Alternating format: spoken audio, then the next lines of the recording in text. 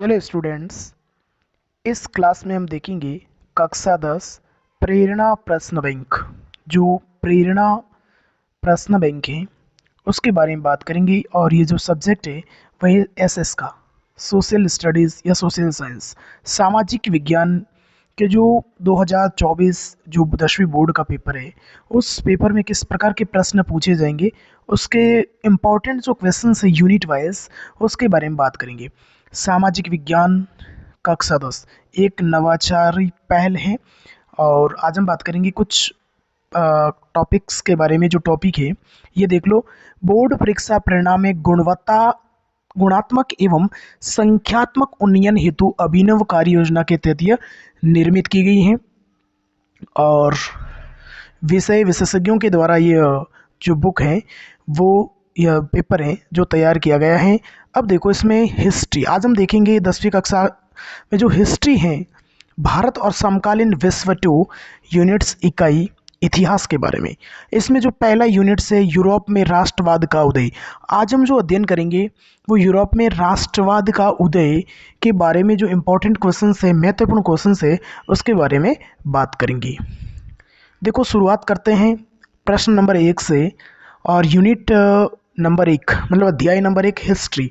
ये जो एसएस है सामाजिक है, इसमें जो हिस्ट्री टॉप विषय है आपका इतिहास, उसका जो पहला जो अध्याय है, पहला टॉपिक है वह यूरोप में राष्ट्रवाद का उदय। उसके जो इम्पोर्टेंट क्वेश्चंस हैं वो डिस्कस करेंगे। आइए विद्यार्थियों, हम शुरुआत करते हैं प्रश्न नंबर 1 से। देखो प्रश्न नंबर 1 को समझना है। प्रश्न नंबर 1 है राष्ट्रवाद का प्रारंभ किस देश से हुआ वह है। जो राष्ट्रवाद का जो प्रारंभ हुआ है विश्व में किस देश से राष्ट्रवाद का प्रारंभ हुआ है वह हमें आंसर देना है। तो राष्ट्रवाद का जो प्रारंभ हुआ है वो किस देश से हुआ है विद्यार्थियों, वो फ्रांस देश से हुआ है। तो पहले प्रश्न का जो राइट आंसर है वह option number a is a correct answer. दूसरा प्रश्न दे रखा है नेपोलियन की संहिता का निर्माण हुआ था। जो नेपोलियन की संहिता है उसका निर्माण कब हुआ था ये प्रश्न पूछा जा रहा है। तो उसका जो निर्माण हुआ था वो हुआ था विद्यार्थियों 1804 में। तो दूसरा प्रश्न का जो आंसर है वो ऑप्शन नंबर स इज ए करेक्ट आंसर। तो पहला प्रश्न है राष्ट्रवाद का प्रारंभ किस देश से हुआ, फ्रांस। दूसरा प्रश्न नेपोलियन की संहिता का निर्माण कब हुआ, 1804 में। शुरुआत करते हैं नेक्स्ट प्रश्न की। नेक्स्ट प्रश्न नंबर 3 दे रखा है किसके कल्पना दर्श यूटोपिया में दुनिया के लोग अलग राष्ट्रों के समूह में बट गए थे। किसके कल्पना दर्श, ये किसने कल्पना की थी कि दुनिया के जो लोग हैं वो अलग राष्ट्रों के समूह में बट गए थे। ये जो है ये फेडरिक सारियू। इसका जो ऑप्शन है वो the is a correct answer. Next question, Zollverein नामक शुल्क संघ की स्थापना कब हुई। तो वो ये 1804 में। Option number a is a correct answer, 1834 में। किसकी, जलवेराइन की स्थापना कब हुई, वो 1834 में हुई। पांचवा प्रश्न, 1815 में नेपोलियन की हार के ठीक बाद 4 देशों ने सम्मेलन कहाँ आयोजित किया था। जब नेपोलियन की हार हुई, प्रश्न पूछा जा सकता है नेपोलियन की हार कब हुई, तो 1815 में ठीक बाद 4 देशों ने सम्मेलन किया था। वो कहाँ किया था, तो वह विद्यार्थियों सम्मेलन किया था वियना में। कहाँ किया था, वियना। जो वियना है ये एक देश है ऑस्ट्रिया। आपको समझना, ऑस्ट्रिया। ऑस्ट्रिया की जो राजधानी है वह है विद्यार्थियों वियना। क्या है, वियना। तो वियना में नेपोलियन की जो हार हुई उसके बाद 4 देशों ने मिलकर के किया था सम्मेलन। और कब की बात है ये, 1815 की बात है। नेक्स्ट प्रश्न नंबर 6, ज्यूसेप मैत्सिनी कौन था। ये वेरी इंपॉर्टेंट क्वेश्चन है। ज्यूसेप मैत्सिनी कौन था ये पूछा गया है। तो ये कौन था, तो ये था इटली का क्रांतिकारी। ये कौन था विद्यार्थियों, ये इटली का क्रांतिकारी था। कौन था, इटली का क्रांतिकारी। 7वां प्रश्न, 1815 में नेपोलियन को हराने वाली 4 शक्तियों में से कौन सी नहीं थी। ऐसी कौन सी शक्ति है जो इन चारों में से नहीं थी। ब्रिटेन तो थी, रूस भी थी, प्रसा भी थी, और चाइना। कौन सी नहीं थी विद्यार्थियों, चाइना इनमें से नहीं थी। Option number the is a correct answer. Next प्रश्न की ओर बढ़ते हैं। प्रश्न नंबर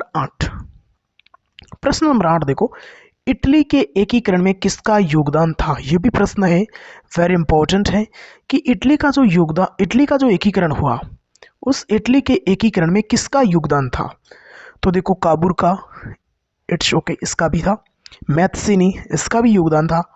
गैरिबाल्डी, इसका भी था। तो इसका मतलब सभी का, तो उपयुक्त सभी। इस प्रश्न का जो आंसर है वो हो जाएगा option number the is correct answer. इस प्रकार से विद्यार्थियों हमने पहले पार्ट के जो ऑब्जेक्टिव क्वेश्चन है उसको सॉल्व करने की कोशिश की और समझने की कोशिश की। बहुत ही इंपॉर्टेंट क्वेश्चन समझना है, हूबहू जो प्रश्न है एग्जाम में देखने को मिलेंगे। अति लघुतरात्मक प्रश्न अब हम सॉल्व करेंगे। अति लघुतरात्मक प्रश्न कौन से प्रश्न है? अति लघुतरात्मक प्रश्न है। पहला प्रश्न, वियना सम्मेलन की अध्यक्षता किसने की थी? प्रश्न नंबर 1 पूछा जा रहा है कि जो वियना में सम्मेलन हुआ था कितने देशों ने मिलकर? 4 देशों ने। और कब? 1815 की बात है। तो इसकी अध्यक्षता करने वाला कौन था? तो इसकी जो अध्यक्षता करने वाला था विद्यार्थियों, वह था ऑस्ट्रिया के चांसलर ड्यूक मैटरनिक। कौन था? देखो, यह था अध्यक्षता करने वाला व्यक्ति, ऑस्ट्रिया के चांसलर ड्यूक मैटरनिक था। कौन था? ऑस्ट्रिया के chancellor Duke Metternich. It's okay. Next प्रश्न, ये जो प्रश्न है वेरी इंपॉर्टेंट है। प्रश्न नंबर 2 देखो, वेरी इंपॉर्टेंट है, इसको ध्यान से समझना है। प्रश्न कह रहा है कि जब फ्रांस सीखता है तो बाकी यूरोप को जुकाम हो जाता है। ये किसने कहा? ये कथन किसका है कि जब फ्रांस सीखता है तो बाकी यूरोप को सर्दी जुकाम हो जाता है?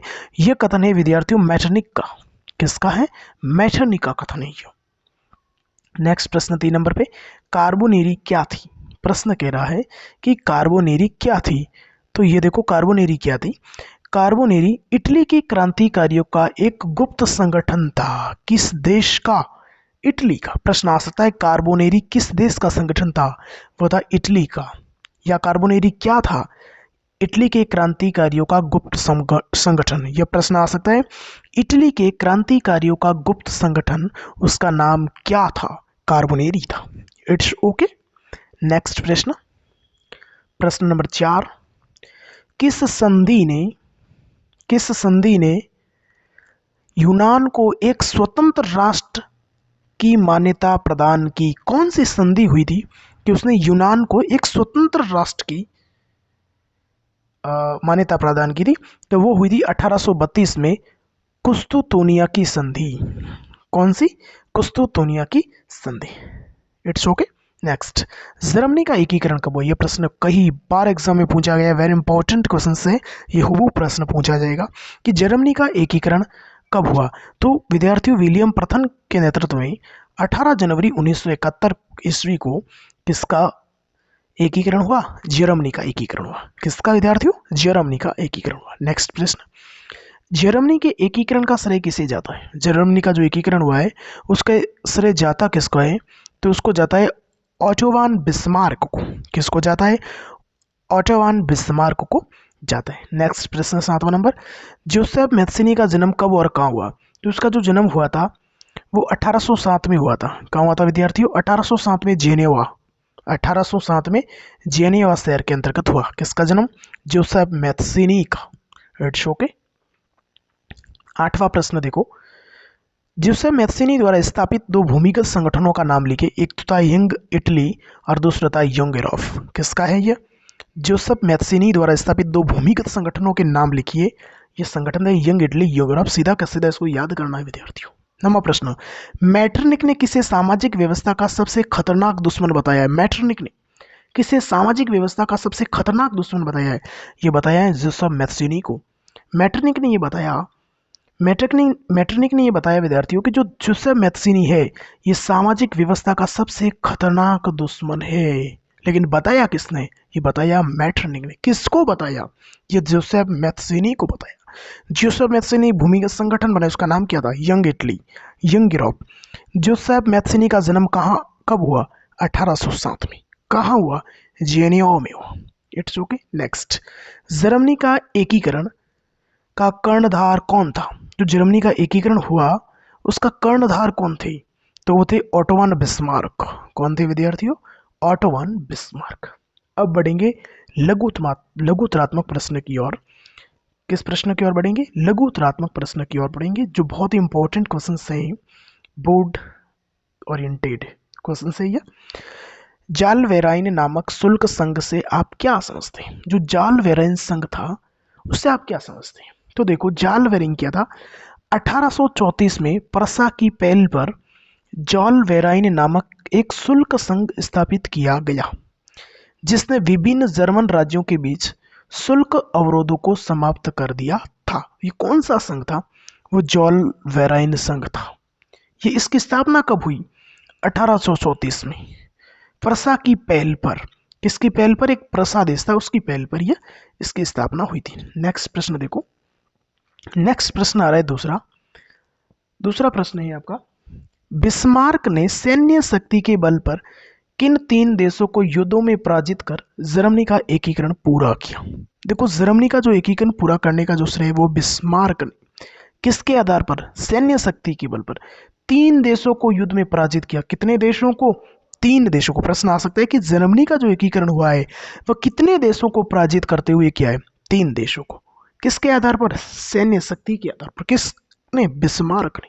कौन से 3 देश है? तो देखो 3 देश है, इसको आप सीधा याद करो, डेनमार्क, ऑस्ट्रिया और फ्रांस। ये देखो, बहुत इंपॉर्टेंट क्वेश्चन है ये वाला, कि जर्मनी का एकीकरण कितने देशों को पराजित करके किया है? 3 देशों को, डेनमार्क है, ऑस्ट्रिया है और फ्रांस है। नेक्स्ट प्रश्न, इटली के एकीकरण में योगदान देने वाले किन 4 व्यक्तियों का नाम? तो ये देखो 4 व्यक्ति हैं, Cavour, Mazzini, Garibaldi, Victor Emmanuel अद्वितीय। ये चारों व्यक्ति बहुत इंपॉर्टेंट है। ये चारों व्यक्ति ये इटली के एकीकरण के लिए वेरी इंपॉर्टेंट क्वेश्चन है। नेक्स्ट प्रश्न 4 नंबर, कावूर ने इटली के एकीकरण में योगदान को लिखी। कावूर ने इटली के एकीकरण में योगदान को लिखना है। कावूर ने एक कूटनीतिक संधि द्वारा फ्रांस की सैनिक सहायता प्राप्त कर 1859 में ऑस्ट्रिया की सेनाओं को पराजित कर दिया। इससे इटली का एकीकरण सरल हो गया। ये किसकी? कावूर ने इटली के योगदान में कौन सा योगदान दिया उसके बारे में।